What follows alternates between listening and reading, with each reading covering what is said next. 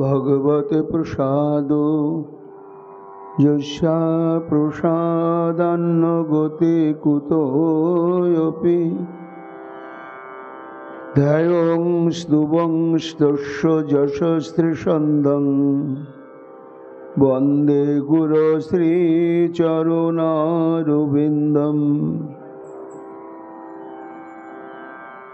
गौरकृपा घनीभूतं प्रभुं श्रीहरिनन्दनं मम जीवन सर्वस्वं भक्त्या नौमि पुनः पुनः राधा कृपामयं वपुं श्रीगुरुदिनतारकं प्रभुं श्री गौरगोपालं भक्त्या नौमि पुनः पुनः अजानुलम्बितभुजौ कनकावदातौ संकीर्तनैकपितरौ कमलायताक्षौ विश्वाम्भरौ द्विजवरौ जगद्धारमपालौ वन्दे जगत् प्रियकरौ करुणावतारो आनन्दलीलामय विग्रहाय हेमाभदिव्यच्छविसुन्दराय तस्मै महाप्रेमरसप्रदाय चैतन्यचन्द्राय नमो नमस्ते। निरानन्दमिदं सर्वं प्रेमानन्दस्पदे कृतं येनोतं सततं वन्दे नित्यानन्दं जगद्गुरुं। श्री अद्वैत नमस्तुभ्यं कलिजनकृपानिधे गौरी प्रेम प्रदानाय श्री सीतापतये नमो। लादिनी स्वरूपाय गौरांग सुहृदाय च भक्त शक्ति प्रदानाय गदाधर नमस्तुते। प्रणमामि श्रीवासं तमाद्दं पंडितं मुदा श्री गौरांग कृपा पात्रं कीर्तनानन्दमानसम्। गौरी प्रेम प्रदायैव सर्वत्र समदर्शिने नारायण सुताय च श्रीवल्लभकरये नमः। वरापीडविरामं मृगमदतिलकं कुंडलाक्रांत गंडं कंजाक्षं कुंभकंठं स्मेतशुभगमुखं साधरे न्यस्तवेणुं श्यामं शान्तं त्रिभंगं रविकरो वसनभूषितं वैजयन्त्यां वन्दे वृन्दावनस्थयुवतिशतवृतं ब्रह्मगोपालवेशम्। नमो नलिननेत्राय वेणुवाद्यविनोदिने राधाधर सुधापानं शालिने वनमालिने। हे कृष्ण करुणा सिंधु दीनबन्धु जगत्पते गोपेश गोपिका कांत राधाकांत नमस्तुते। मुखं करोति वाचालं पंगुं लंघयते गिरिं यत्कृपातमहं वन्दे परमानन्दमाधवम्।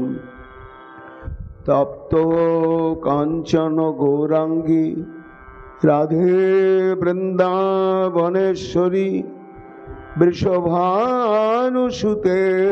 देवी तं नमामि हरिप्रिये महाभावस्वरूपातं कृष्णो प्रिया बुरीयसी प्रेम भुक्ति प्रदे देवी राधिका तं नमाम्यहं वन्दे नन्द ब्रज स्त्रीणां पदोरेणुमभिघ्नश यशां हरिकथोद्गीतं पुनाति भुवनत्रयम् अचतुर्वदन ब्रह्मा दिवाहुरपरो हरि अभालोचन शम्भुर्भगवान् बदरायणि यं प्रव्रजन्तमनुपेतमपेतकृतं द्वैपायन विरह कातरयाजुहाव पुत्रेति तन्मया तया तरवयोभिनेदुस्तं सर्वभूतहृदय मुनिमानतोऽस्मि तमादिदेवं करुणानिधानं तमालवर्णं सुहितावतारम् अपारो संसार समुद्रशतं भजामहे श्रीभागवत स्वरूपम् वंशाकल्पतरुभ्यश्च कृपा सिन्धुभ्येव च पतितानां पावनेभ्यो वैष्णवेभ्यो नमो नमो।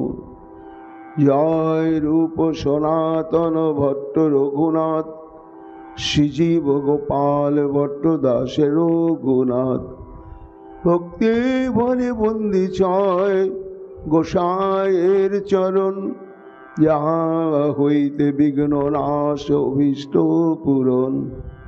जय गौर भक्तवृंद गौर जदेर प्राण सबे मिले देह मोरे निताय गौर भक्ति दान निताय गौर हरि बोल निताय गौर हरि बोल निताय गौर हरि बोल जय जय निताय गौर हरि हरि बोल।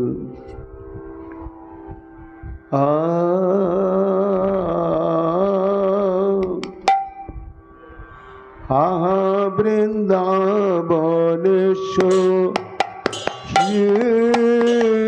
आहा वृंदावनेश्वरी आहा वृंदावनेश्वरी তোমার চরণে নুপুরের ধ্বনি শুনিব কি শ্রুতি তোমার চরণে নুপুরের ধ্বনি শুনিব কি শ্রুতি ভরি।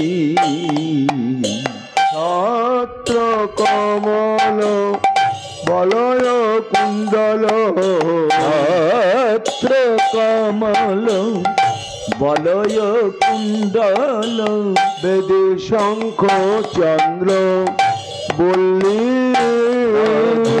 ছাত্র কমল বলয় কুণ্ডল বেদি শঙ্খ চন্দ্র বল্লী। কিবা যাবে শক্তি গদা সৌভাগ্য চিহ্ন যাবে শক্তি গদা সৌভাগ্য চিহ্ন হেরিব নয়ন ভরে হেরিব নয়ন ভরে। ওই যাবে শক্তি গদা সৌভাগ্যাদি চিহ্ন হেরিব নয়ন ভরি হেরিব নয়ন ভরি। চরণ সৌগন্ধ আগ্রাণ করিয়া চরণ সুগন্ধ আঘ্রাণ করিয়া হইব কি অনুমত চরণ সুগন্ধ আঘ্রাণ করিয়া হইব কি অনুমত রাধে যুগল চরণ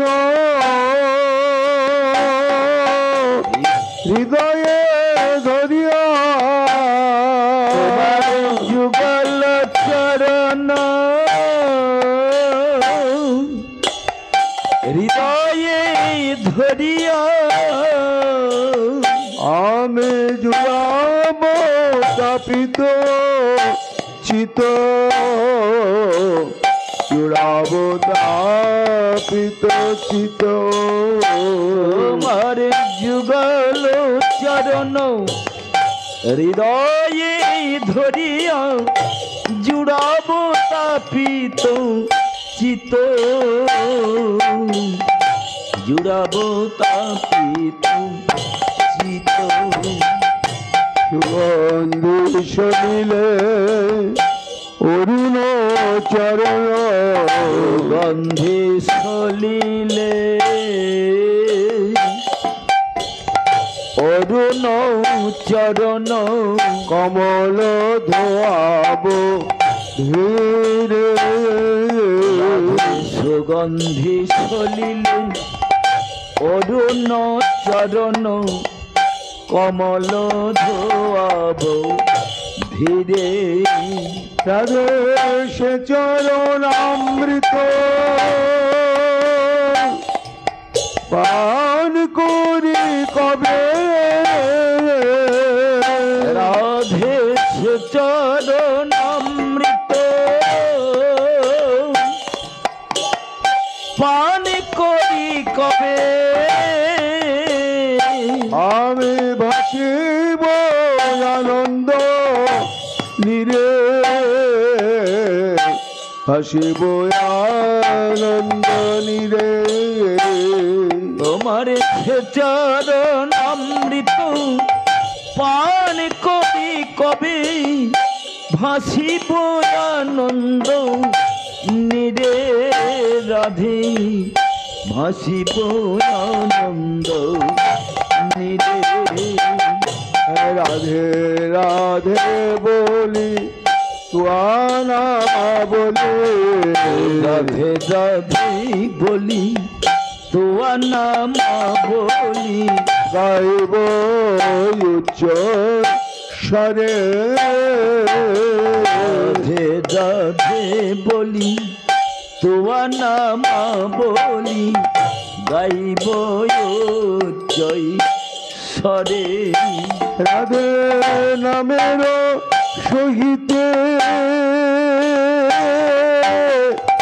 এমন পরাণ রাধে নামের সহিত এমর পরাণ যাবে তুয়া পদ তলে যাবে তুয়া পদ তলে রাধে নামের সহিত এমর পরাণ যাবে তুয়া পদ তলে যাবে তো পদ তলে শৈলেন্দ্র মুকুট মুনি গোবর্ধন শৈলেন্দ্র মুকুট মণি গোবর্ধন তটেতে নিবাস করি রাধে শৈলেন্দ্র মুকুট মণি গোবর্ধন তটেতে নিবাস করি কৃষ্ণ দাসে নিবেদন করে কৃষ্ণ দাসে নিবেদন করে পূর্ণ করো প্রাণে শরীর, পূর্ণ করো প্রাণ শরীর। চিহ্ন দাসে নিবেদন করে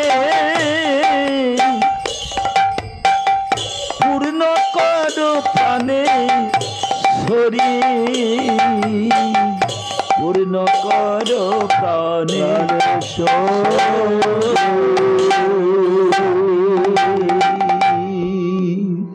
জয় শ্রী রাধে। শ্রী শুকুবাচ ক্বচিৎ গুরু বকাশক নাগ পুন্নাগ চম্পকা রামানুজ মণিনামিত দর্প হরস্মিত।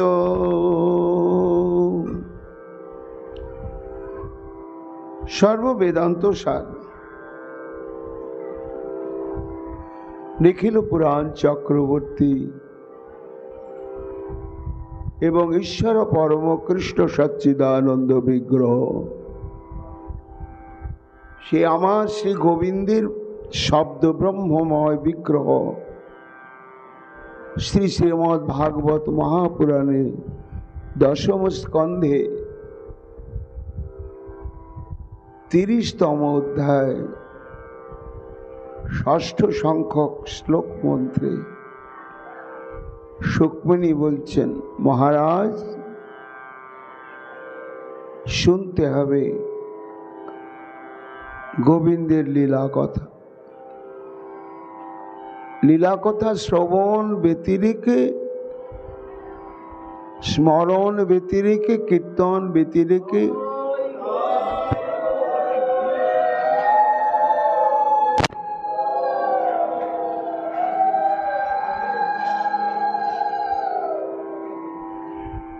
মানব জন্মের এবং মানব জীবনে আর কোনো মুখ্য কর্তব্য নেই। নিরন্তর শ্রবণ করতে হবে। আর এই ভাগবতী কথা শ্রবণের দ্বারা কি হয়, এর মহিমা বলে অনন্ত অনন্ত মহিমা গোবিন্দের লীলা কথা। অশুদ্ধ মন শুদ্ধ হয়, সর্বপাপ বিনির্মুক্ত হওয়া যায়, চঞ্চল চিত্ত স্থির হয়, কর্মবন্ধন খণ্ডন হয়, ভবসমুদ্র অতিক্রম হয়, প্রেম ভক্তি লাভ হয়, ভগবানকে বশীভূত করা যায়। সর্বোপরি শ্রী ভগবানকে সুখী করার, প্রসন্ন করার যতগুলো উপায় বিদগ্ধগণ বর্ণনা করেছেন, তার মধ্যে হচ্ছে একমাত্র মহাশক্তিশালী উপায় শ্রবণম।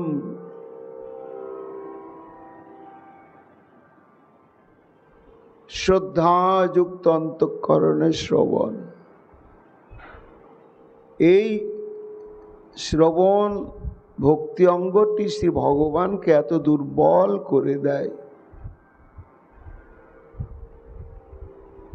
যে সদ্য হৃদয়বরুদ্ধতে তৎসনাৎ কৃতিভি শুশ্রূষুভি। শুশ্রূষু অর্থাৎ শ্রবণ করেনি, করার জন্য প্রবল উৎকণ্ঠাময় ইচ্ছা পোষণ করেছিল, কিন্তু শ্রবণের সুযোগ যেদিন এলো, দুর্দৈব বশত তার শ্রবণ আর হলো না। তাহলে শ্রবণের ফল তো তার হলো না, এটা তো স্বাভাবিক কথা। কিন্তু শ্রী ভগবান এই শ্রবণ ইচ্ছুক ভক্তের কাছে কত দুর্বল, যে শুনুক বা না শুনুক, ওই শ্রবণের জন্য যে অত্যন্ত তৃষ্ণাতুর হয়েছিল, ব্যাকুল হয়েছিল, লালসাতুর হয়েছিল, শ্রী ভগবান বলছেন শুনতেও হবে না, তুমি শ্রবণের জন্য অন্তরে তীব্র লালসা পোষণ করেছ, এতে আমি এতই প্রসন্ন হয়েছি যে ভজনের পথ ধরে কষ্ট করে ভক্ত তোমাকে আমার দিকে আসতে হবে না, তোমার এই লীলা কথা শ্রবণের উৎকট ইচ্ছার বিনিময়ে আমি তোমার অন্তঃকরণে গিয়ে চিরকালের জন্য বশীভূত হয়ে থেকে যাচ্ছি। এই জন্য ভগবত প্রসন্নতা বিধানের জন্য, ভগবত প্রাপ্তির জন্য যত যত প্রকার আচার্যগণ উপায় বা পথের নির্দেশনা দিয়েছেন, তার মধ্যে শ্রীমদ্ ভাগবতে কমপক্ষে সহস্র শ্লোকে বলা হয়েছে যে একমাত্র গোবিন্দের লীলা কথার দ্বারাই তাকে বশীভূত করা যায়, প্রাপ্ত হওয়া যায়, জানা যায়, প্রসন্ন করা যায়, সব হয়। এই জন্য আমাদের মুখ্য কর্তব্যই হচ্ছে বোঝা যাক বা না যাক, ভগবানের কথা আমার শ্রবণ কর্তব্য।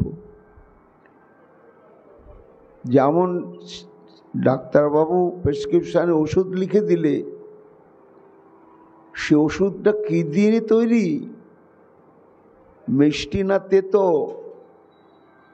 এ বিচার বিশ্লেষণের কোনো অপেক্ষা থাকে না। ওই ওষুধটি আমার রোগ সারবে এই বিশ্বাস নেই ব্যবহার করা হয়।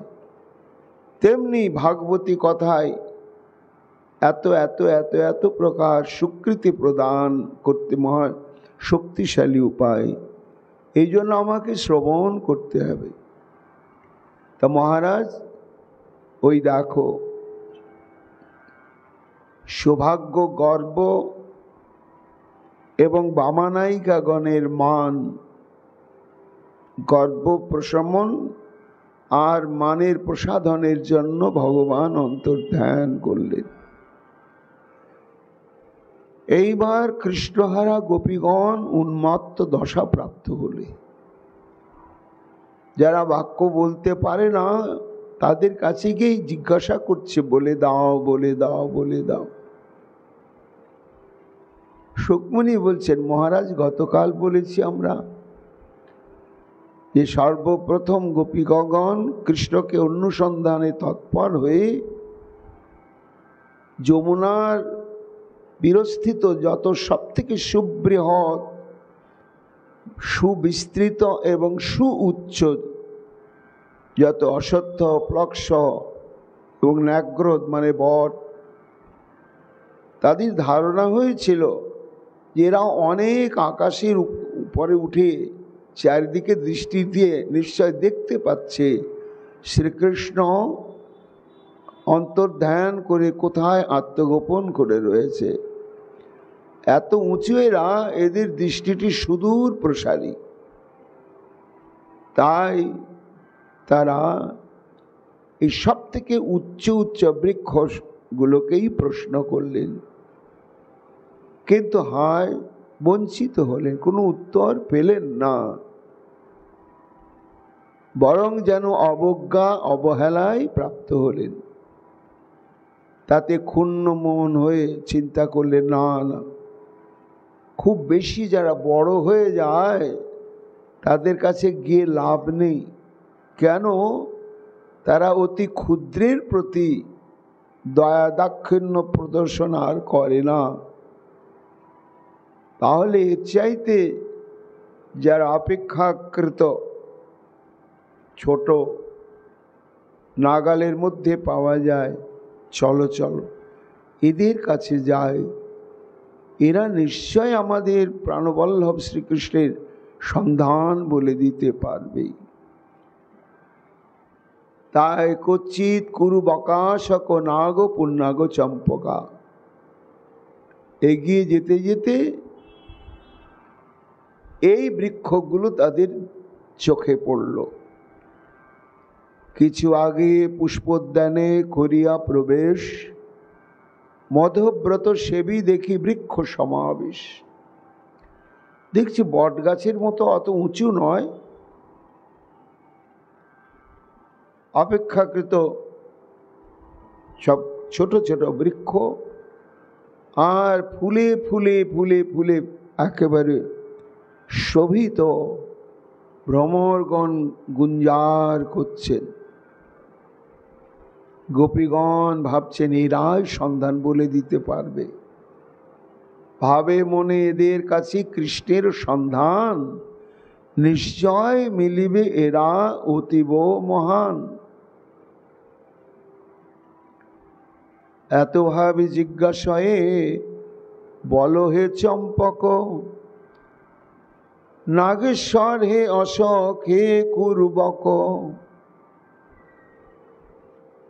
দলবদ্ধভাবে প্রত্যেকটি বৃক্ষের কাছে গিয়ে ব্যাকুল হয়ে, ঠিক কোনো মানুষ যেমন মানুষের সঙ্গে কথা বলে, কোনো বিষয় জানতে হলে জিজ্ঞাসা করে, সুকমুনি বলছেন মহারাজ এই সমস্ত বৃক্ষকুলের কাছে গিয়ে কৃষ্ণের সন্ধান জানতে চাইছে গোপিকাগণ। তারা যেন বলছেন কার খোঁজ করছো তোমরা গোপীগণ? তা উত্তর দিতে গিয়ে কি বললেন? রামানুজ। সরাসরি শ্রীকৃষ্ণের কথাটা বললেন না। রামানুজ মানে বলরামের ছোট ভাই, আমরা তাকে অনুসন্ধান করছি। বলরামের ছোট ভাই যার পরিচয়, লুকায়ে কি আছে হেথায় কহ তো নিশ্চয়। হে বৃক্ষগণ, তোমাদের দৃষ্টি তো চারিদিকেই রয়েছে, আর একটু উঁচুও বটে, কাজে নিচে ঝোপঝাড়ের মধ্যে যদি কেউ লুকিয়ে থাকে তোমরা ঠিক দেখতে পাবে। তাই কান্তে কান্তে গোপীগণ বলছেন যে তোমরা নিশ্চয়ই জানো সেই রামানুজ কোথায় আত্মগোপন করে রয়েছে, কিংবা কোন দিকে গিয়েছে। আবার ভাবছে যে হয়তো এদের কাছেই ছিল, কিন্তু আমরা তো এদিকেই চলে এলাম, আর দেখতে পেয়েই মনের সঙ্গে সঙ্গে দৌড় দিয়ে আবার অন্যদিকে চলে গেল। তা যদি এদের কাছেই থেকে থাকে আর আমাদের আগমনের সঙ্গে সঙ্গে যদি কোথাও চলে গিয়ে থাকে, সেটাও এরা দেখেছে, সেটা এরাও বলতে পারবে। তাই অথবা দেখি মোদের হেথা আগমন, স্থান ছাড়ি অন্যত্র কি করে পলায়ন। হে কুরুবক, হে চম্পক, হে অশোক, তাহলে কি তোমাদের কাছে কি আমাদের প্রীতম আত্মগোপন করেছিল? আর আমরা দলবদ্ধভাবে কাঁদতে কাঁদতে অনুসন্ধান করতে করতে এই অঞ্চলে এসে পৌঁছে গেলাম, তাই দেখে মনে হয় পালিয়ে গেল না। তা যদি গিয়ে থাকে তো তোমরা তো সেটা দেখেছ, তাই তোমাদের কাছে একটু নিবেদন করছি, যদি বলো কি কারণে তার অন্বেষণ, শোনো তবে হে মহান করি নিবেদন। সেই রামানুজের স্বভাব কি জানো না? মানি নাম দর্পহর স্মিত। তার একটা অনন্য সাধারণ একটা অদ্ভুত জাদুই বলা যায় তার হাসিটি। জানো হে বৃক্ষগণ, সেই হাসিটার বৈশিষ্ট্য কি না, মানিনাম দর্পহর স্মিত। মানিনীগণের যে দুর্জয় মান,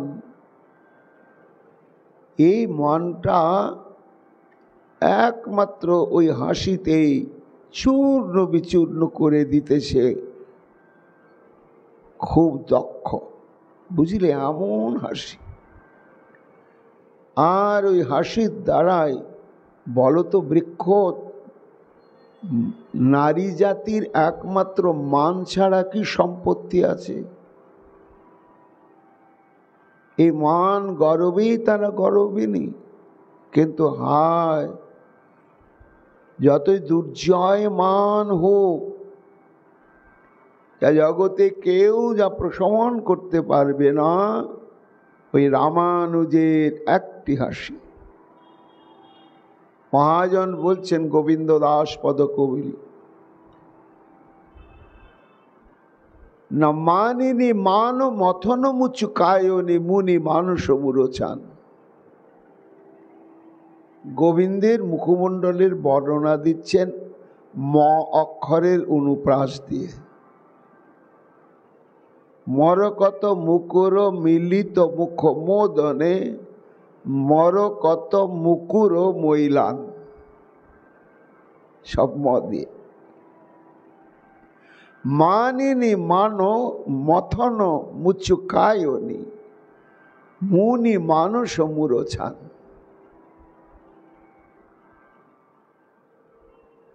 তা মরকত মুকুর অর্থাৎ মরকত মুনি নির্মিত দর্পণের চাকচিক্যকে পরাভূত করে আমার গোবিন্দের মুখমণ্ডলের সৌন্দর্য মাধুর্য। আর তাতে হাসিটি আছে কেমন না, মানিনী মান মথনমুচু কায়নি, দুর্জয় মানিনীগণের মান যা কখনো খণ্ডন করা যায় না কিছুতেই, সেহান মানকে একেবারে মন্থন করে শেষ করে দিতে ওই মুস্কি হাসির জাদুটাই ভীষণ দক্ষ। তাই মানিনী মান মথনমুচু কায়নি মুনি মানুষ মুরোচান। প্রবোধানন্দ সরস্বতী পাদ তার রাধারা সুধানিধিতে একটা শ্লোকে এই কথাটা বলেছেন যে মান করেছেন রাধারানী প্রতিজ্ঞা, দেখব না, স্পর্শ করব না জীবনে, আর কথাও বলবো না। এই প্রতিজ্ঞা করেছেন রাধারানী যে আর জীবনে দেখব না, লম্পট শতঘরিয়া, এবং কথা বলবো না ওর সঙ্গে, আর স্পর্শ করব না। গোবিন্দ গোপীদের একটু টেরা নয়ন তো, চোখটা ঠারিয়ে ঠারিয়ে বলছেন তোমরা একটু সহযোগিতা করো, আমার একটাই অস্ত্র, হাসি দিয়ে সব শেষ করব। এমন সত্যি ত্রিভঙ্গ বঙ্কিম ঠামে এমন হাসি মাখা বদন নিয়ে দাঁড়ালেন গোবিন্দ, আর সত্যি সখীরা আশ্চর্য হয়ে গেল, এ কি রূপ! সারা জীবনে গোবিন্দ রূপ দর্শন করছি দিনে কতবার, কিন্তু এখন যে রূপ, এ রূপ হয় না, ভবিষ্যতে হবে কোনো সম্ভাবনাও নাই। উচ্ছ্বাসী স্বগতোক্তি তারা বলছেন, আহা দেখো দেখো সখী, কৃষ্ণের কি রূপ!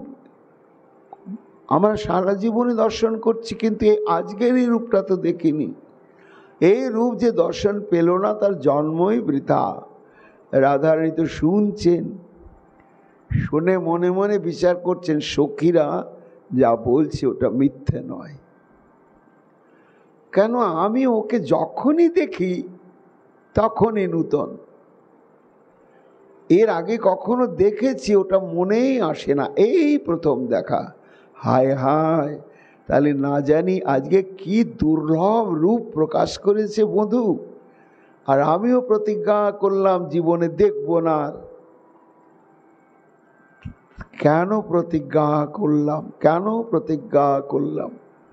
না, 3টা করেছি তো, একটা প্রতিজ্ঞা রাখা যাবে না। তাই দৃক্কণ তপস্যত, ধীরে ধীরে ঘোমটাটা সরিয়ে একটু, যেই দেখেছে তখন নিজের অজ্ঞাতসারে কখন পূর্ণ ঘোমটাটা খুলে 2 নয়ন দিয়ে ডাব ডাব করে তাকিয়েই দেখছেন। সখীরা হঠাৎ মনে হয়েছে আরে প্রতিজ্ঞা করেছিল তো দেখবে না। ও রাধে, তুমি যে প্রতিজ্ঞা করেছিলে দেখবে না, বলে এই যে দেখছো প্রতিজ্ঞাটা গেল কোথায়? ওই যে মান এনে মান ও মথন মুচুকায়ন। রাধারানী বলছেন তোরা যেভাবে বাড়িয়ে বাড়িয়ে বললি আমি কি আর না দিকে থাকতে পারি? বলে আমরা যা সত্য তাই বলছিলাম, কিন্তু তুমি এত পাতলা কেন, প্রতিজ্ঞাটা ভঙ্গ করলে? বলে 2টো প্রতিজ্ঞা তো আছে, কখনো কথা বলবো না। তখন গোবিন্দ গোপীদের সঙ্গে এমন কথা বলছেন, শুনতে শুনতে রাধারানী রেগে গিয়ে সামনে এসে বলছেন এখানে কি বকবক করছো? হ্যাঁ, এখান থেকে বেরো, এখান থেকে বেরো। কথা বলতে শুরু করেছে। সখীরা বলছে কথাও যে বলে ফেললি, দেখবি না তাও দেখলি, কথা বলবি না বলেই দিলি। বলে ওই হাসিটাই তো বদমাস, সব আমার লোপাট করে দিলে। ছোবো না ভাই। তা গোবিন্দ আমার গোপীদের সঙ্গে এমন বাড়ি বাড়ি কথা বলছে, শুনতে শুনতে শুনতে শুনতে রাধারানী এত রেগে গিয়ে মানের যে প্রতিজ্ঞা করেছিলেন সেটা ভুলে গিয়ে গোবিন্দের হাতটা ধরে টেনে কুঞ্জের বাইরে গিয়ে বলছে বেরো বেরো, যাও এখান থেকে, বেরিয়ে যাও। হাত ধরে যেই বের করে নিয়েছে সখীরা বলছে যা ছুঁয়েই তো দিলি। এই হচ্ছে মানিনী নাম দর্পহর স্মিত। তা হে পুণ্যাক কুরুবক অশোক চম্পক, আমাদের একটাই সম্পত্তি ছিল, সেটা হচ্ছে মান। এ একেবারে ওই হাসির অস্ত্রে সব শেষ করেছে। যদি বলো কি কারণে তার অন্বেষণ, তবে শোনো তবে হে মহান করি নিবেদন। মান ধনে ধনী মোরা যত গোপীগণ, সেই ধনে লুব্ধ হই নন্দের নন্দন। আমাদের যেমন মান সম্পত্তিটাই একমাত্র সর্বস্ব বস্তু, আর ওই মানের প্রতি ওর লোভ। কেন না, প্রিয়া যদি মান করি করে ভৎসন, বেদস্তুতি হইতে তবে হরে মোর মন। ওই জন্য মানটাই গোবিন্দের অত্যন্ত কাম্য বস্তু। তাই সেই ধনে লুব্ধ হয়ে আনন্দের নন্দন, মৃদু হাস্যে সেই ধন করিয়া লুণ্ঠন, ধনহীনা করে মোদের পলালো এখন। ওহে বৃক্ষগণ, আমাদেরকে কাঙালিনী করে নিঃস্ব করে পালিয়ে গিয়েছে। তাই বলি যদি জানো তার আগমন, কোথায় সে আছে বলে রাখো জীবন। গলায় বস্ত্র নিয়ে প্রত্যেকটা বৃক্ষের কাছে গিয়ে কাঁদছেন, বলে দাও কোন পথে কৃষ্ণ কোন দিকে গিয়েছে। শুকমণি বলছেন মহারাজ, প্রথমে বলেছি এরা উন্মত্ত দশা প্রাপ্ত হয়েছে। গাছ যে কথা বলতে পারে না, বলে না, এটা এদের স্মৃতিতেই নেই। তা গাছ কথা বলবে কি? বরং কি হলো ঘটনা, পবন পরশ পায় হেনকালে বৃক্ষগণের অগ্র শাখাতে, পবন পরশ পায় লাগিলা দুলিতে। এমন সময় হাওয়া বইতে শুরু করেছে, আর বৃক্ষের কিশলয় পত্রগুলো এমনি এমনি করে নড়ছে। তাহা দেখি গোপীগণ ভাবে মনে মনে, কহিতেছে হস্তনারী সন্ধান না জানে। দেখো দেখো, আহা বেচারা বৃক্ষগণ, এরাও বলে দিতে পারছে না। তা আমরা তো ভুলেই গিয়েছিলাম এরা কথা বলতে পারে না। কিন্তু কথা বলতে না পারুক, আমাদের বেদনাটা এরা বুঝেছে, এবং সত্যি সত্যি এরা আমাদের প্রাণবল্লভ শ্রীকৃষ্ণের সন্ধান জানে না। তাই তো ভাষা নেই, দেখো পত্রাবলীগুলোকে সঞ্চালন করে করে জানিয়ে দিচ্ছে আমরা জানি না, জানি না, জানি না।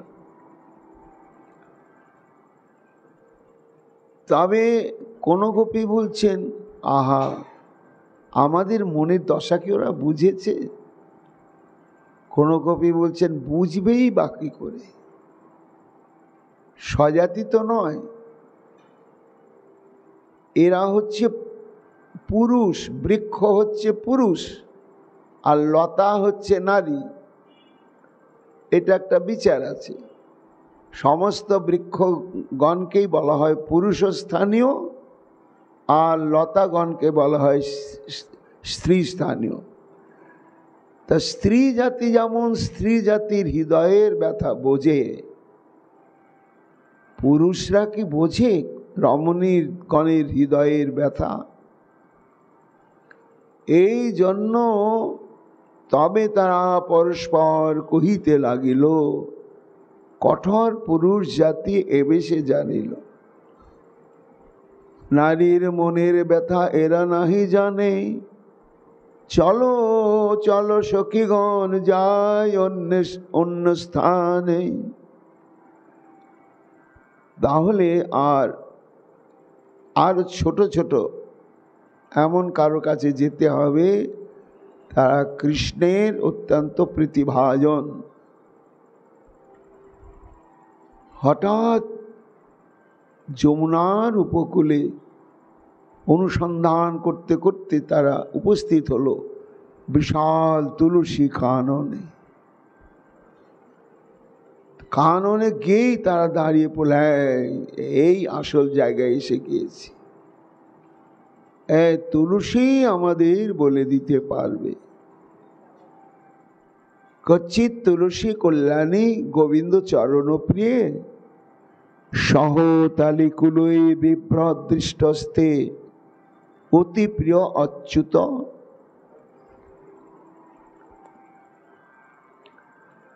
অর্থাৎ তুলসীর মহিমা কীর্তন করছেন। এত বলি কিছু দূর করিয়া গমন, দেখিতে পাইল তারা তুলসী কানন। তাহাকে দেখিয়া তাদের ভরসা জাগিল, সাজাত্য জ্ঞান হেতু তাহাকে পুছিল। সুকমণি বলছেন, মহারাজ পরীক্ষিত, তুলসীকে দেখে তখন গোপীগণের বুকটা আশায় ভরে গেল। কেন না, তুলসী কৃষ্ণপ্রিয়া, আমরাও কৃষ্ণপ্রিয়া। তুলসী হচ্ছে স্ত্রী জাতি, আমরাও স্ত্রী জাতি। কাজেই আমাদের বেদনটা ঠিকভাবে বুঝতে পারবেই পারবে নিশ্চয়। এই জন্য বিনীতভাবে তুলসীর কাছে গিয়ে সব গোপিকাগণ জিজ্ঞাসা করছে, বলো গো গোবিন্দ প্রিয়া, তুমি ভাগ্যবতী, গোকুলেন্দ্র পদে তোমার হয় নিত্য স্থিতি। তুমি কল্যাণী, জগতের কল্যাণ নানাভাবে তুমি বিধান করে থাকো। যারাই পীড়িত হয় তাদেরই কল্যাণ তুমি প্রদান করো হে তুলসী। আর তোমার নিত্য অবস্থান কোথায়? না শ্রী গোবিন্দের চরণে। গোবিন্দের চরণে সর্বক্ষণের জন্য সচন্দন তুলসী অবস্থান করেই করে। আর তুলসীতে গোবিন্দের যত সুখ, যত প্রীতি আর অন্য কিছুতে নয়।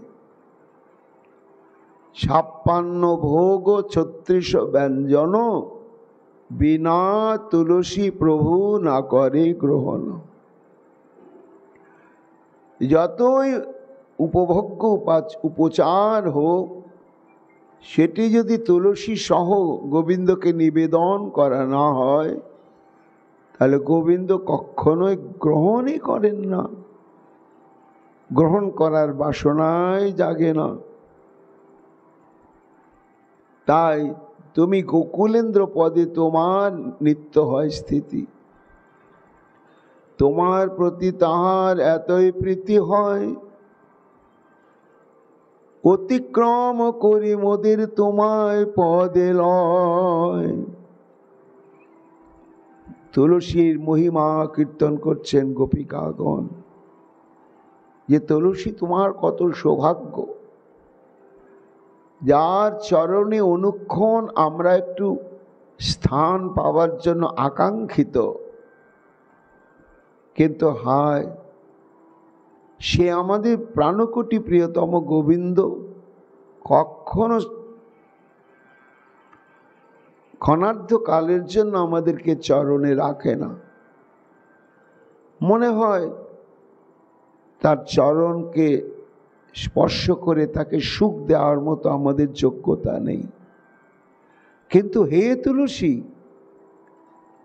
আমাদের প্রীতম তোমাকে কত ভালোবাসে যে আমাদেরকেও পর্যন্ত দূরে রেখে আদর করে তোমাকে সর্বক্ষণ তার চরণে রাখে।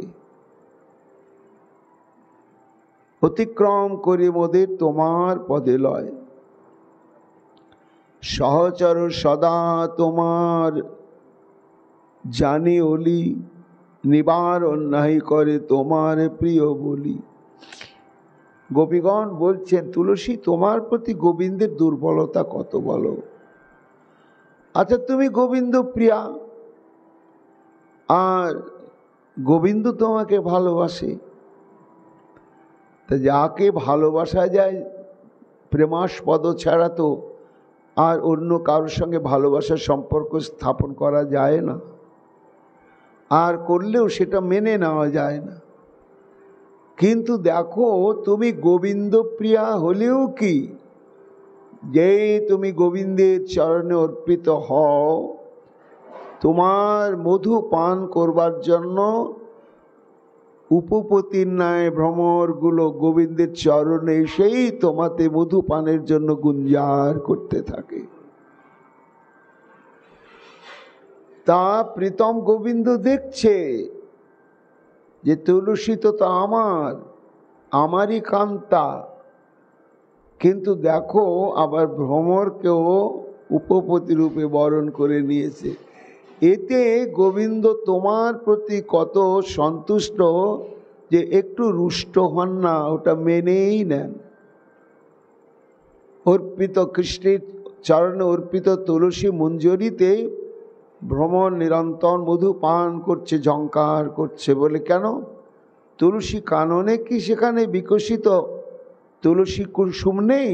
সেখানে কি মধু নেই? তা ভ্রমরগুলো সেখানকার মধু ত্যাগ করে এই চরণে অর্পিত তুলসী মধু পানে কেন এত ব্যস্ত? মহারাজ পরীক্ষিত জিজ্ঞাসা করলেন। সুকমণি বলছেন, মহারাজ, এটা বৃন্দাবন, এখানে বিচার আলাদা। ভ্রমরগুলো দেখছে তুলসী কাননে তুলসী কুসুম বিকশিত হয়, আমরা মধু পান করি, কিন্তু সেই মধুটি প্রসাদী মধু নয়, সেই কুসুমটি গোবিন্দের চরণে অর্পিত হয় নাই। কাজে অপ্রসাদী দ্রব্য আস্বাদনের যে কি স্বাদ আমাদের তো জানাই আছে, কিন্তু সুকৃতি লভ্য কৃষ্ণধর অমৃত, এই যে তুলসী উৎসর্গীকৃত হয়েছে গোবিন্দের চরণে, হওয়ার সঙ্গে সঙ্গে এই তুলসীর মঞ্জরি বা কুসুমগুলো প্রসাদী হয়ে গেছে, আর এদের মধু প্রসাদী হয়ে গেছে। তাই ভ্রমর দেখছে অপ্রসাদী মধু তো সারা জীবনই আমরা পান করছি, কিন্তু প্রসাদী মধু বহু জন্মের ফলে ভাগ্যে মিলে। এই জন্যই তারা গুঞ্জার করছে চরণে, সে গোবিন্দের চরণে, যেন গোবিন্দের চরণেরই বন্দনা করছে আর মধুপান করছে। গোপীগণ বলছেন, দেখো তোমার প্রতি কতই আমাদের প্রীতমের দুর্বলতা, যে তোমাতে সমর্পিত হয়েও মধুকরকে যে গ্রহণ করেছে তাতে রুষ্টই হচ্ছে না, নিবারণ নাহি করে তোমার প্রিয় বলি। তারপরে তার এক নাম অচ্যুত। অচ্যুত কেন নাম? না, গোপীগণের বিচার এটা যে অচ্যুত নাম তিনি কেন গ্রহণ করেছেন, না তোমার সঙ্গ থেকে কখনো তিনি চ্যুত হন না। যেখানে মন্দির, মঠ মন্দির, সিংহাসন, সেখানেই তুলসী, সেখানেই তুলসী। তুলসীর সঙ্গ ছাড়া শ্রীকৃষ্ণ কখনো চ্যুত হন না, এই হেতু সবই তারে অচ্যুত কয়। আর জগৎবাসীর মঙ্গলকারিণী তুমি হও, কৃপা করি দেবী মোদের এই কথা লও। তোমার প্রতি প্রীতমের কত দুর্বলতা, ওই দেখো সাধুরা কি বলছে, তুলসী দল মাত্রেন জলস্য চুলুকেন বা বিকৃণীতে আত্মানং ভক্তেব ভক্ত বৎসল। কৃষ্ণের চরণে যে জল তুলসী করে অর্পণ, তার ঋণ শোধিতে কৃষ্ণ করেন চিন্তন। তুলসী দিল, তা বিনিময়ে আমি কি দিতে পারি, কি দিতে পারি? না, তুলসীর বিনিময়ে দেওয়ার মতন তার ভাণ্ডারে কোনো সম্পত্তি নাই। জল তুলসীর সম নাহি অন্য কোনো ধন। তুলসীর বিনিময়ে দেওয়ার মতো আমার ভাণ্ডারে সম্পত্তি নাই, তবে আত্মা বেচি করে ঋণের শোধন। তো তুলসীর বিনিময়ে ভগবান তুলসী প্রদানকারী ব্যক্তির কাছে নিজেকে বেচেই দেন। কত বড় তুলসীর মহিমা! এই জন্য কেউ খবর না জানলেও আমাদের বিশ্বাস, পরোপকারী তুলসী তুমিই জানো যে আমাদের প্রীতম কোথায়। বল দয়া করি এবে কোথায় আসে সে, নারীর মর্ম ব্যথা বোঝে বা না যে। সে কোথায় আছে তুলসী? একদম সে আমাদের ব্যথা বোঝে না। নারীর ব্যথা নারী বোঝে, ইহার প্রমাণ তোমা হতে বোঝা যাবে, হবে সত্য জ্ঞান। তা তুমি নিশ্চয় আমাদের ব্যথাটা অনুভব করেছ। এই জন্য একবার একটু বলো তুলসী, যে তোমার প্রীতম গোবিন্দ কোথায় গেল, কোন দিকে গেল, একটু দিকটা আমাদের বলে দাও। কিন্তু তুলসী তো বৃক্ষরূপিণী, কোনো উত্তর দিলে না, দমকা হাওয়ায় এমনি এমনি করে একটু নড়তে শুরু করলে। না পাইয়া উত্তর কিছু ভাবিল অন্তরে, কৃষ্ণাদরে কয় না কথা, মরে অহংকারে। সুকমণি বলছেন, মহারাজ গোপীগণ উত্তর পেলেন না তুলসীর কাছ থেকে, তখন বলছে ও বলবে না, কেন ঘ্যাম, অহংকার। কিসের অহংকার? বলে গোপী না হলেও কৃষ্ণের চলবে, কিন্তু তুলসী না হলে কৃষ্ণের চলবে না। তা এই যে তুলসী না হলে কৃষ্ণের চলবেই না, এটাই তুলসীর অহংকার। এই অহংকারে ফেটে পড়ছে। আর জগতে যত কৃষ্ণ ভক্ত, কৃষ্ণ প্রিয়া, তাদেরকে গ্রাহ্যই করে না। বলে যাও যাও, তোমাদের না হলেও তার কিচ্ছু যাবে আসবে না, এটা আমাকে ছাড়া চলবে না। তো যখন অহংকার হয়ে যায় না, তখন ধরাকে সরা জ্ঞান করে। এই জন্য অহংকারে থাকুক এবে মোরা চলি যাই, দেখি আগে তারি সখী পাই কি না পাই। তুলসী অহংকার নেই থাকুক, আমরা এখানে কোনো সন্ধান পেলাম না, আর সূত্রও পেলাম না, চলো আমরা একটু এগিয়ে যাই। এইবার সুকমণি বলছেন, তুলসী কানন থেকে তারা অগ্রসর হতে হতে সমস্ত কুসুম লতার উদ্যানে প্রবেশ করলে। তো সেখানে সব কুসুম লতা। গোপীরা বলছে, দেখ এরা বলতে পারবে, লতা তো স্ত্রী জাতি। মালত্য শিব কচ্ছিন মল্লিকে জাতি জ্যোতিকে প্রীতিংভ জনয়ন জাত করস্পর্শন মাধব। সুকমণি দেখছেন যে সেই লতা উদ্যানে যখন প্রবেশ করেছে, তখন দেখছে প্রত্যেকটি লতা একেবারে শেকড়ের কাছ থেকে আরম্ভ করে লতার অগ্রভাগ পর্যন্ত একটা বিন্দুমাত্র স্থান ফাঁকা নেই, ফুলে ফুলে ফুলে ফুলে বিকশিত হয়ে আছে।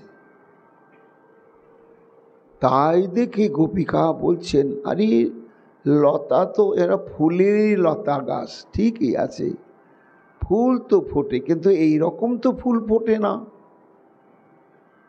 একেবারে শেকড়ের কাছ থেকে আরম্ভ করে মাথার সর্বত্র কোনো জায়গায় একটু ফাঁকা নেই,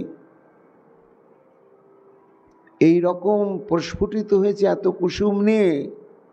তাহলে মনে হচ্ছে কারণ আছে। কি? প্রীতিংব জনয়ন জাত করস্পর্শন মাধব। এদের ভেতর একটা উপচে পড়া আনন্দের জোয়ার এসেছে, আর থামতে পারছেন না সে আনন্দের তরঙ্গকে। তা এই যে একেবারে আনন্দের জোয়ার এসে গিয়েছে, সেটা প্রকাশ পাচ্ছে কি করে? না, একেবারে শেকড়ের কাছ থেকে লতার সর্বত্র এইভাবে কুসুম বিকশিত হয়েছে। এই আনন্দের অভিব্যক্তি এইভাবেই প্রকাশ পাচ্ছে। কোন গোপী বলছেন আনন্দ হওয়ার কারণটা কি? গোপী বলছে, আহা হা, জানো না? করস্পর্শেন মাধব। জগতের সুখ বা আনন্দ এক জায়গায় আছে, আর কোথাও নেই। সেই স্থানটি কোথায়? একমাত্র সুখময় গোবিন্দ। তার নামে আনন্দ, তার চিন্তনে আনন্দ, তার কীর্তনে আনন্দ, তার দর্শনে আনন্দ, তার স্পর্শে আনন্দ, আনন্দ আনন্দ আনন্দ, এবং অসীম আনন্দ, সীমা বাইরে। কাজে মনে হয় এই পথ দিয়ে যেতে যেতে একটু আদর করে লতাগুলোকে স্পর্শ করেছে, আর সেই প্রীতমের সুখময় স্পর্শ পাওয়াতে এরা এতই আনন্দিত হয়েছে, আনন্দে যেন উপচে পড়ছে। এই আনন্দের অভিব্যক্তিটা প্রকাশ পাচ্ছে এদের মূল থেকে শাখাগ্র পর্যন্ত, যে একেবারে কুসুম বিকশিত হয়েছে।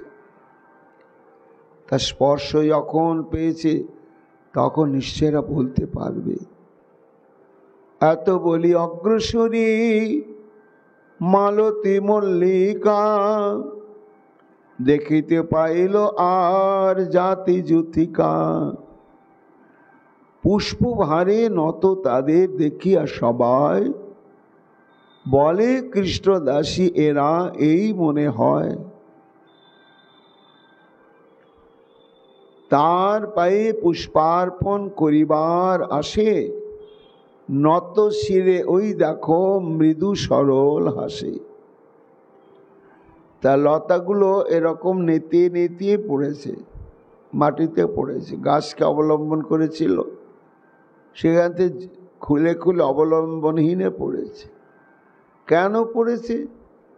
গোপীগণের এগুলো ভাবনা অন্তরে যাচ্ছে যে নিশ্চয় আমাদের প্রীতম এই দিক দিয়েই যাচ্ছিল, তো তার চরণ স্পর্শ করবার জন্য, চরণে পুষ্পাঞ্জলি নিবেদন করবার জন্য লতাগুলো অবলম্বন পরিত্যাগ করে সব এমনি করে নুয়ে পড়েছে।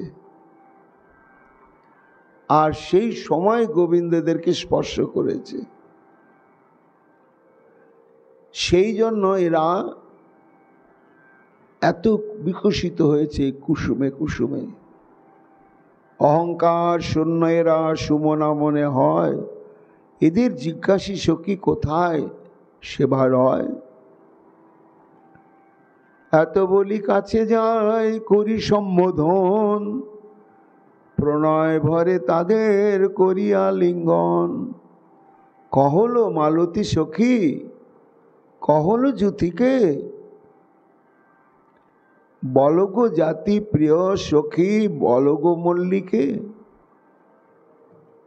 তোদের অঙ্গে ক্ষত দেখি এই মনে হয়, নিঠুর মাধব স্পর্শ পেয়েছ নিশ্চয়।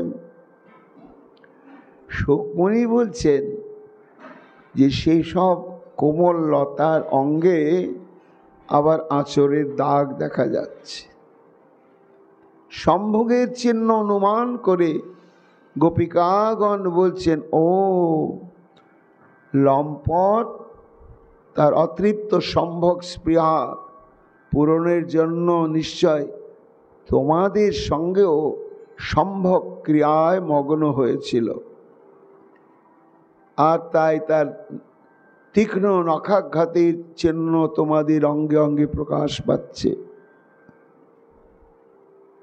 তামোদের সমদশা তোদের করিয়া লম্পট, কোথা পলাইল বলো সে ধৃষ্ট কপট। তা তোমাদেরকে এইভাবে দর্শন স্পর্শন এবং সম্ভোগের সুখে কৃতার্থ করে আবার ত্যাগ করে কোথায় গেল আমাদের মতন। হে যুতি জাতিকে তোমরা একটু বলো, আমাদের শোকে তোরা না করো গোপন, বলো তোরা কেন লজ্জা করো অকারণ। লজ্জার কোনো কারণ নেই, খুলে বলো কোন দিকে গেল। লতা কি কথা বলতে পারে? সুখমণি বলছেন,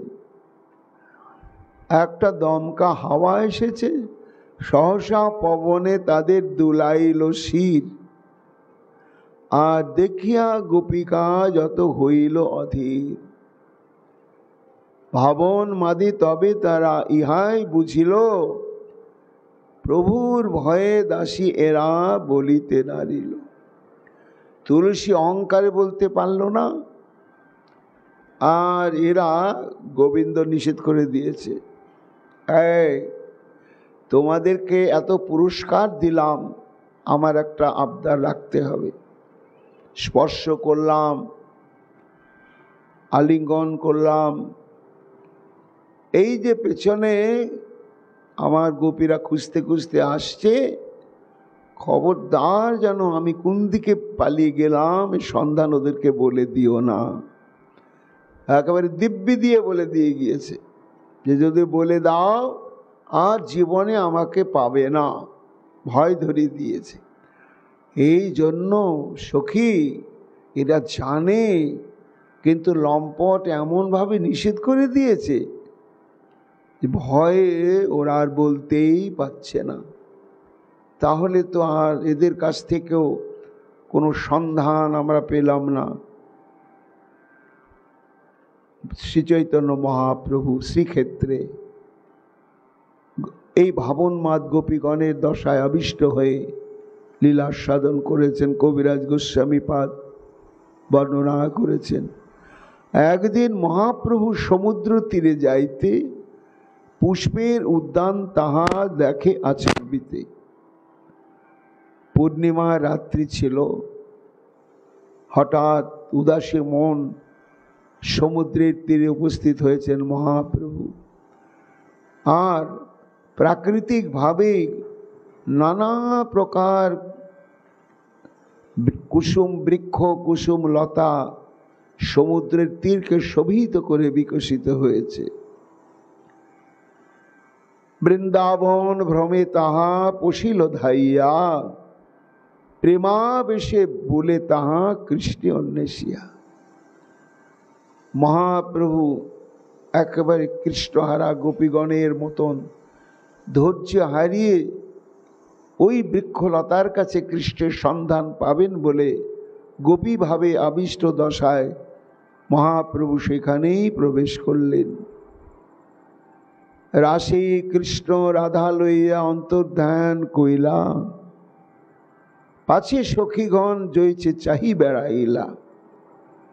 সেই ভাবাবেশে প্রভু প্রতি তরুলতা, শ্লোক পড়ি পড়ি চাহি বলে যথা তথা।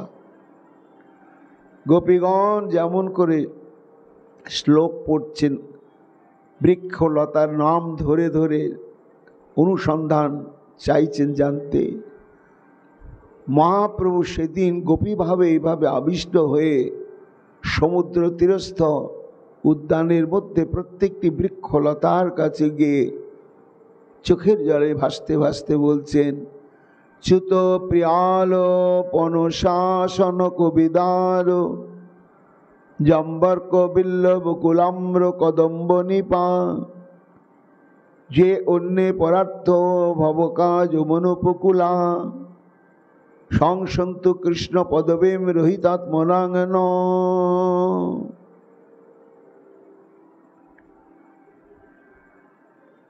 তাদের নাম ধরে ধরে কৃষ্ণের অনুসন্ধান চাইছেন মহাপ্রভু আর গোপিকাগণ। হে চ্যুত, হে প্রিয়াল, হে পনস, হে আসন, হে কবিদার, হে জম্বু, হে অর্ক, হে বিল্ল, হে বকুল, হে আম্র, হে কদম্ব, হে নিপ, এইসব বৃক্ষের নাম ধরে ধরে সম্বোধন করছেন। পরীক্ষিত বলছেন, গুরুদেব চ্যুত মানে কি? সুকমণি বলছে, মহারাজ চ্যুত মানে হচ্ছে আম।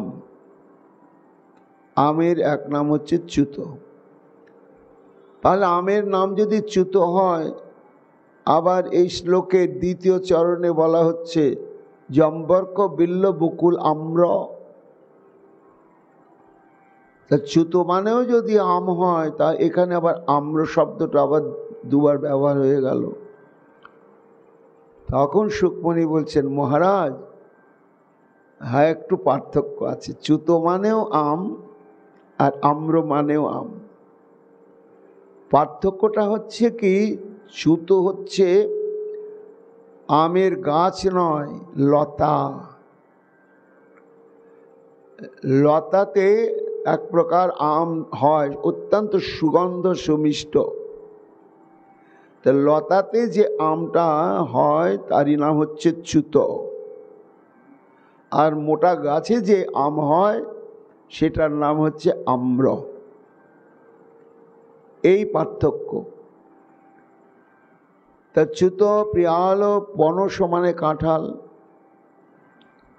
আবার পরীক্ষিত বলছেন, গুরুদেব কদম্ব মানে তো কদম্ব, আবার নিপ মানেও কদম্ব। এখানে বকুল আম্র কদম্ব নিপা বলা হচ্ছে কেন?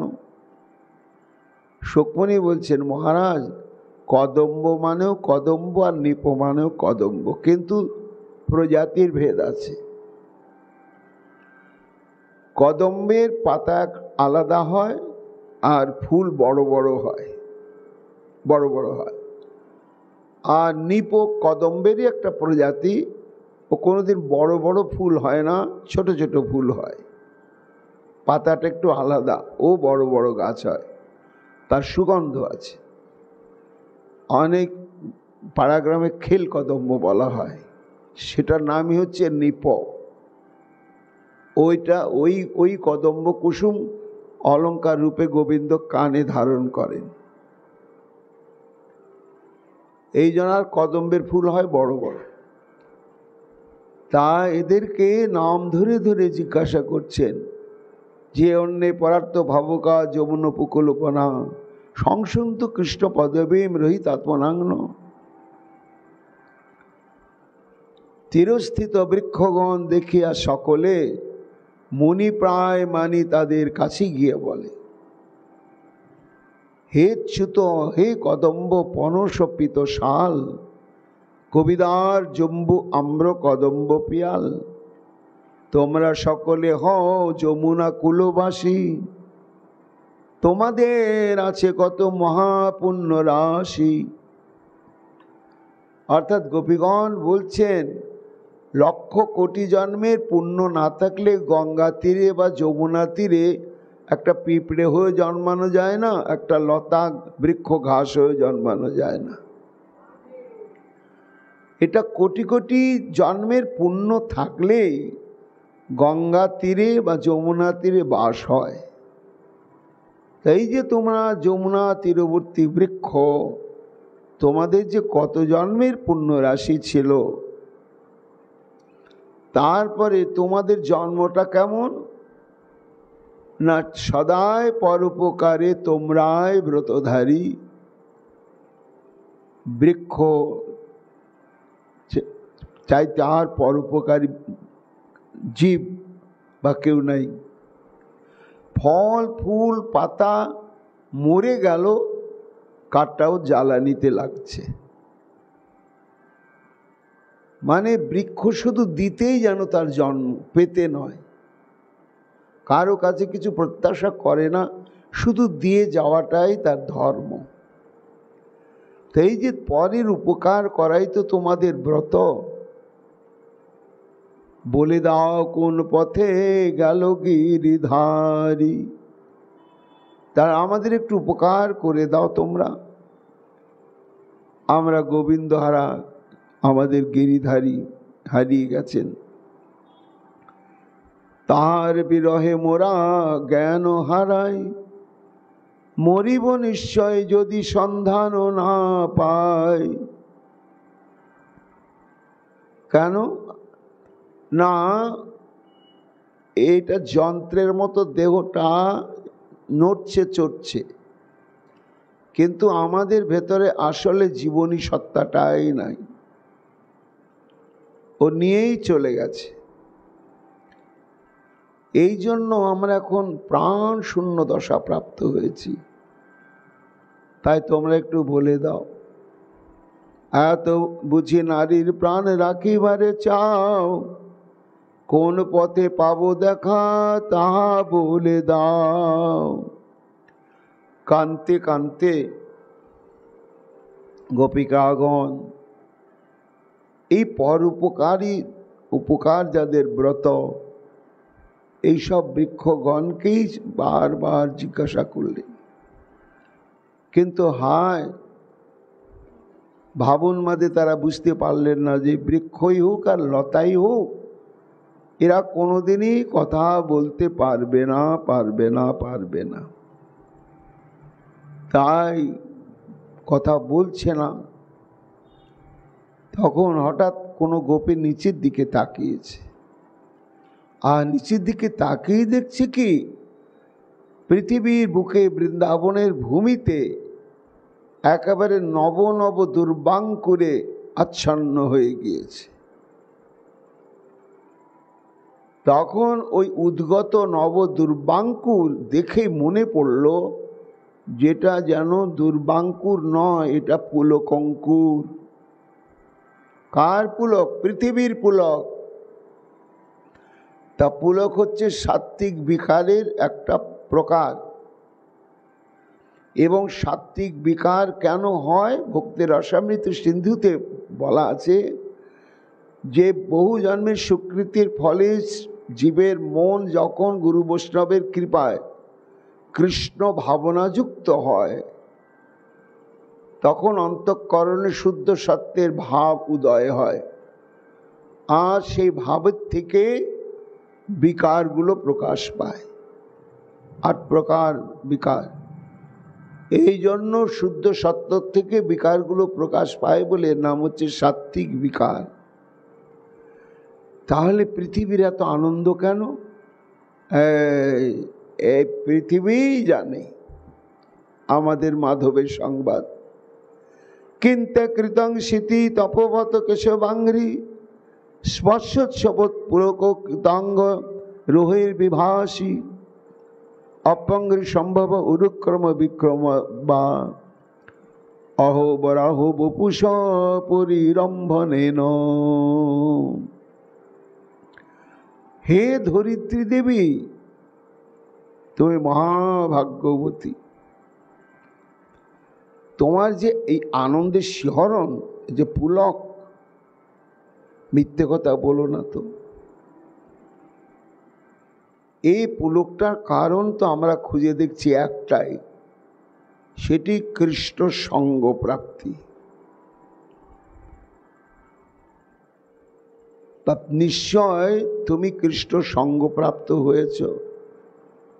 ধরিত্রী তো নিজ বক্ষে তুমি ধারণ করেছ আমাদের প্রীতমকে, আর তার জন্যই তোমার এত আনন্দে পুলকিত অঙ্গ হয়েছে। এটি একেবারে নিশ্চিত সত্য।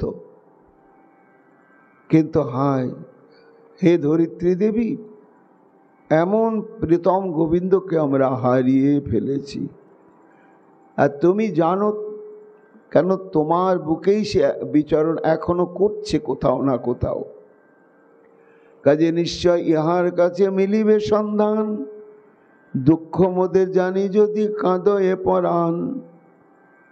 এতভাবে জিজ্ঞাসায় সম্ভব দিয়া পারে? বলো তো ধরণী, তুমি কোন তপ করে শ্রীকৃষ্ণ পাদস্পর্শ পাইলে এমন? কান্তা হইয়া মোরা না পাইও কখন। আহা, কি নিবিড় স্পর্শ পেয়েছ তুমি কত জন্মে তপস্যার ফলে, আর তার জন্যই তোমার এত পুলক অঙ্কুর উদ্গত হয়েছে। আর সারা ব্রহ্মাণ্ডে ঘোষিত আমরা কৃষ্ণকান্তাগণ। কিন্তু হায়, সর্বজন বিদিত আমরা কৃষ্ণকান্তা হওয়া সত্ত্বেও আজ আমরা তার সঙ্গ থেকে বঞ্চিত, স্পর্শ থেকে বঞ্চিত। মনে হয় বসুন্ধরে সেই পুণ্য ফলে দিবানিশি ওই পদ তুমি সে লোভিলে। এই জন্যই তোমার এত পুলক। আবার কোন গোপী বলছে না, এ পুলকটা এখনকার কারণে নয়, এই পুলকটা অনেক দিনের ঘটনার পরম্পরা হিসাবে পুলক। বলে অনেক দিনের কি ঘটনা? না ওই যে আমাদের প্রীতম নাকি একবার বামন অবতার হয়েছিলেন, তো সেই বামন অবতার হয়ে ত্রিপাদ ভূমি, তার মধ্যে একটি চরণ যখন এই ভূমি অধিকার করেছিলেন, তা সেই চরণকে বক্ষে পেয়ে সেই যে পুলক শিহরণ ধরিত্রী দেবীর, সেটা এখনো চলেই আসছে, ওটার বন্ধ হয়নি। ওই আনন্দের যে রেশ, সেটা এভাবে চলছে। কোনো গোপী বলছে না না রে, তারও আগের থেকে। বলে তারও আগের থেকে? তার আগের আবার কি আছে? বলে আহা, বামন অবতারের অনেক আগে বরাহ অবতার। আর সেই বরাহ অবতারে যখন প্রলয় পয়দি জলে থেকে ধরিত্রী দেবীকে তুলেছিলেন, সেই সময় ভগবান নিবিড় আলিঙ্গন করেছিলেন। তাই যে ব্রহ্মস্পর্শম অত্যন্ত সুখম, পরম ব্রহ্মের এইভাবে আশ্লেষণ প্রাপ্ত হওয়াতে ওই যে সেই থেকে তার আনন্দের পুলক শিহরণ শুরু হয়েছে, আজ পর্যন্ত মনে হয় চলছেই। এটাই হবে। তার কে ফল ইহা কহিব নিশ্চয়, অথবা বরাহদেবের আলিঙ্গন ফলে যে পুণ্য লোভিলে তুমি তাতে পদ পেলে। যা হোক, তুমি অতি ভাগ্যবতী নারী, কোন পথে গেলে পাবো বলো তো শ্রীহরি। তখন ধরিত্রীকেই বারবার কাঁদতে কাঁদতে জিজ্ঞাসা করতে লাগলেন যে কোথায় আমাদের প্রাণ গোবিন্দ, কোথায় আমার প্রাণ গোবিন্দ। কিন্তু পৃথিবী কি কথা বলেন? যদিও পৃথিবীর অধিষ্ঠাত্রী দেবী রয়েছেন, কিন্তু সেখানে কোনো বাক্যস্ফূর্তি হলো না দেখে গোপীগণ এইবার ভূমির দিক থেকে দৃষ্টি তুলে এদিক ওদিক তাকাতেই দেখছেন অদ্ভুত নয়ন ভঙ্গিমা যুক্ত হরিণীগণ বিচরণ করছে।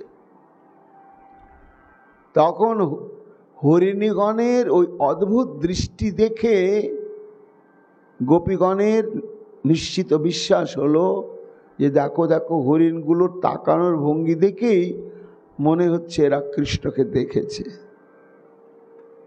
তাহলে এরাই বলতে পারবে কৃষ্ণের খবর। চলো যাই, হরিণীগুলোর কাছেই যাই। এইবার হরিণীগণের নিকটে গিয়ে গোপীগণ কি কথা জিজ্ঞাসা করলেন এবং কোন সঞ্চারী ভাবের দ্বারা আবিষ্ট দশা প্রাপ্ত হলেন, আগামীকাল আমরা তো শ্রবণ কীর্তন করব। এখনকার মতো ভাগবতী কথা এইখানেই বিশ্রাম লাভ করল। নিতাই গৌর হরি বল, গৌর হরি বল।